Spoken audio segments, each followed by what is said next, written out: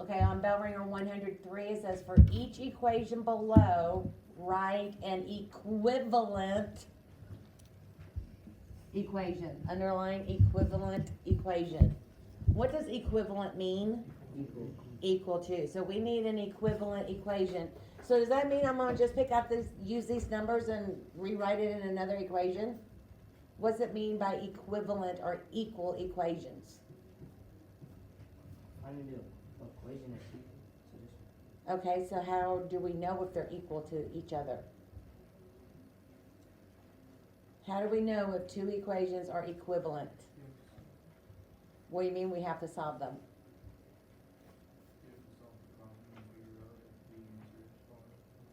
Perfect. Is that we have to solve it to figure out if the answers are the same. See if the answers are equivalent. So on problem A, find your equal sign and dot it.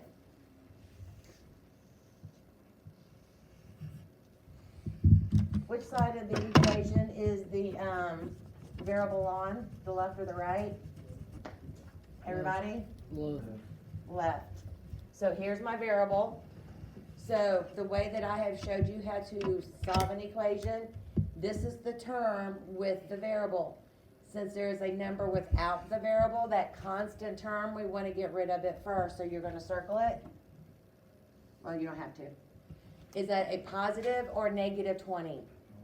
Positive. Remember, this negative goes with the 3, not the 20. So if we're at positive 20, do I need to use a positive 20 or negative 20 to get it to 0? What negative? Negative. So I'm going to use negative 20. Now I'm going to circle that. Are those terms opposites? Is 20 and negative 20 opposites? Yes. So that means my negative 20 is going to be written on the right side. Circle my like terms again. And now we're going to go back and combine them.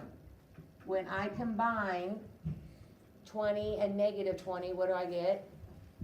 0. 0. So I'm going to bring down my negative 3x, my equal sign. When I combine 80 and negative 20, what do I get? What do I get? Positive 60.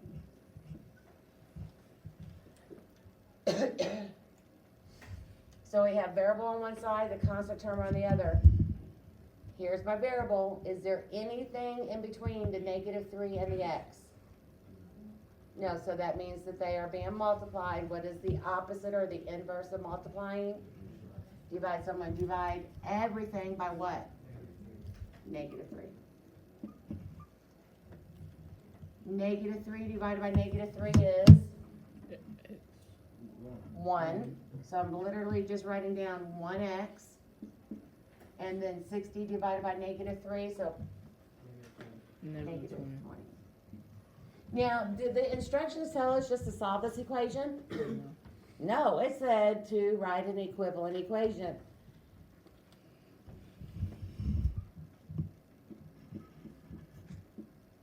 Would that be an equivalent equation? Yeah, because didn't I literally just take it from that step right there? Mm-hmm. Would this be an equivalent equation?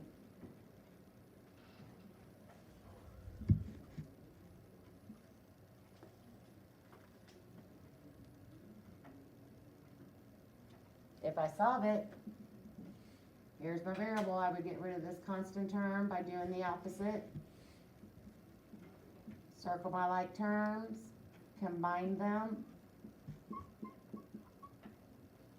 So would that have been any, or is that an equivalent equation?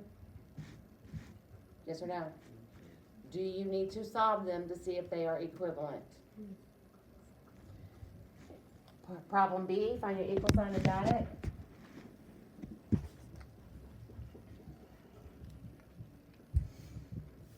Here's my variable. What number do I need to get rid of first, the negative 20 or the 2? Or 50 or the 2? 50, is that a positive or negative 50? What's the negative, so what's the opposite? What's the opposite? positive 50, so I'm gonna circle my like terms. Make sure that when you circle these, that these are truly opposite. Are these truly opposite numbers? Yes. Then the blue is written over on the right side. And circle my like terms. Now I'm gonna go back and combine. Combine, Aaliyah, you weren't here, combine just means to add. So I'm gonna combine negative 50 and positive 50, and I'm gonna get 0. Bring down my positive 2x, my equals. Here I'm gonna combine my like terms on the right side and come up with 130.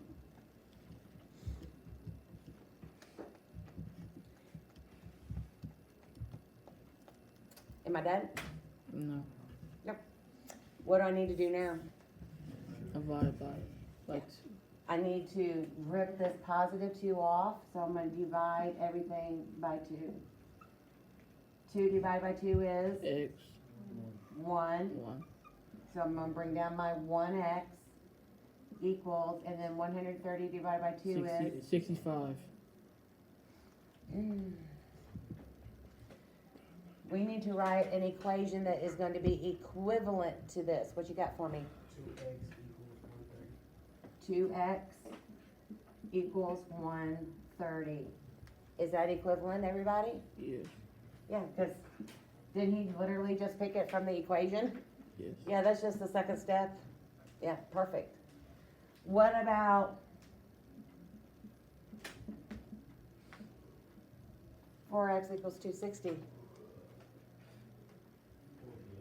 Yeah, didn't I just double this one and double that one? Yeah. That's not the deal.